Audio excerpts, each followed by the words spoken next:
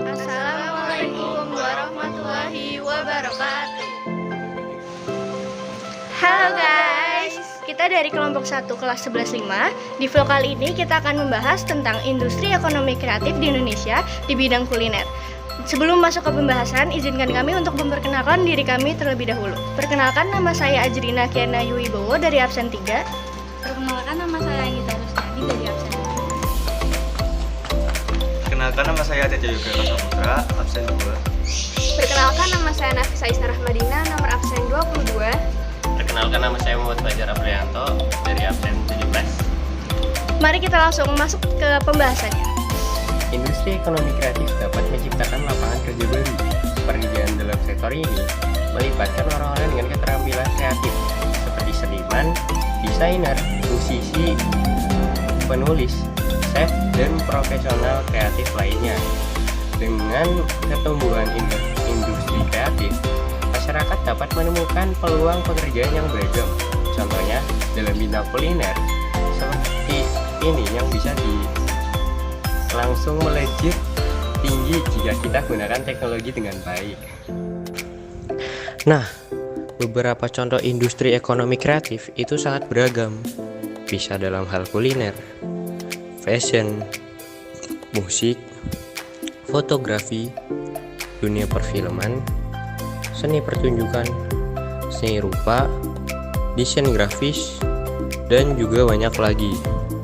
Namun, pada kesempatan kali ini, kami akan menerapkan industri ekonomi kreatif dalam bidang kuliner. Kami akan mengulas mengenai kue pancong dari Dr. Pancong dengan konsep Go Digital.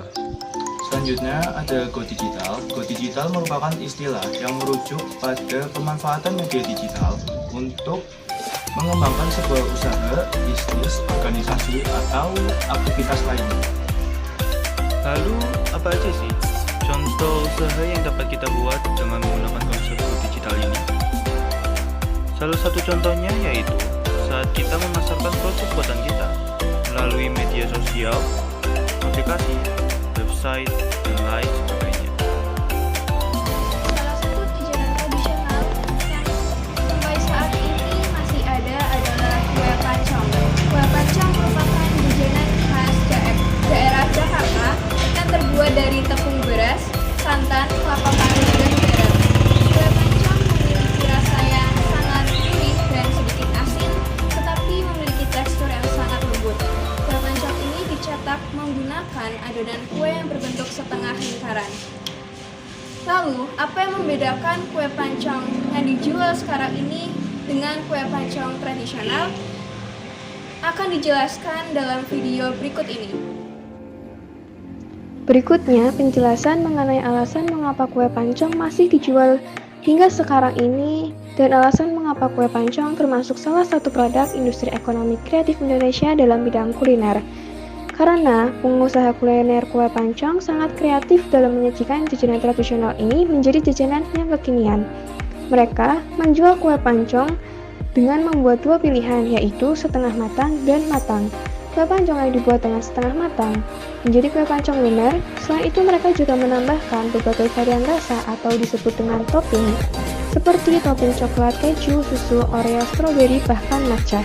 Dengan tekstur yang lembut, lumer, dan ditambah dengan topping, membuat siapapun ingin menikmatinya. Kue pancong memiliki keunikan yaitu disebut kue pancong karena cara membuatnya dengan cetakan kue dari wajan yang bernama pancong. Pancong diisi adonan lalu diletakkan di atas api arang hingga matang.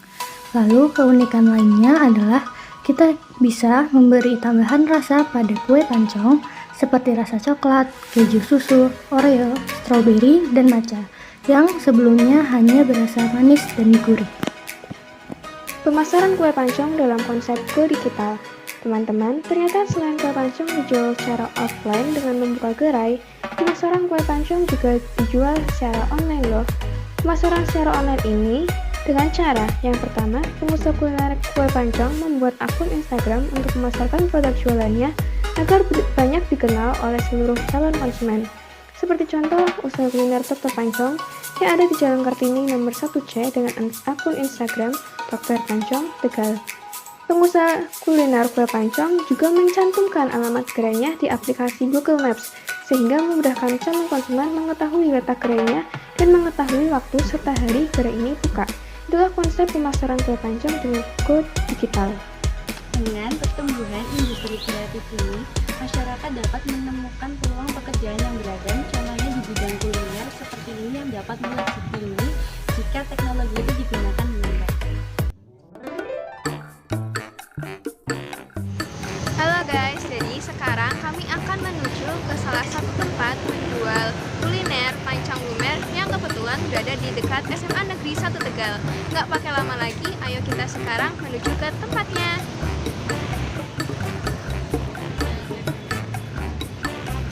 Sudah datang.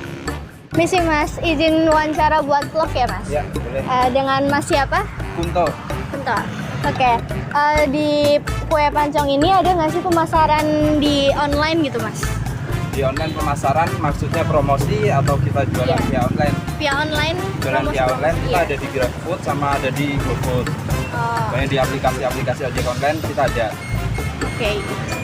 Kalau misalnya kendala dalam penjualan kue pancong tersendiri itu apa ya Mas? Kalau boleh tahu. Kalau kendalanya karena kita kan baru ya, baru jalan 3 bulan, kita masih melihat pasarnya. Jadi masyarakat Tegal itu suka sama yang kue-kue yang rasa manis atau enggak. Jadi kita masih lihat, paling kendalanya itu sih. Masih kita lihat marketnya dulu sih. Oke, jadi lihat target dulu ya. Nah, untuk alasan kenapa Mas masih milih untuk jualan pancong di era yang lebih maju, lebih teknologinya udah canggih gitu Mas? Sebenarnya kalau misal ngomongin masalah teknologi canggih dan sebagainya itu kan sebagai media ya sebenarnya mau jualan apa aja asal medianya oke, nggak masalah. Ini kenapa pertanyaannya kenapa jualan kue pancong? Sebenarnya pancong lumer itu kan termasuk kue yang modern, Iya. bukan yang tradisional kayak misalkan serabi dan sebagainya. Sebenarnya mau ngomongin jualan barang yang tradisional atau yang modern, selama kita memanfaatkan teknologi masih aman sih, jadi nggak ada perbedaan sih. Gitu aja. Oke, cukup pertanyaan dari saya. Terima kasih banyak ya Mas atas waktunya. Maaf mengganggu. Terima kasih banyak Mas.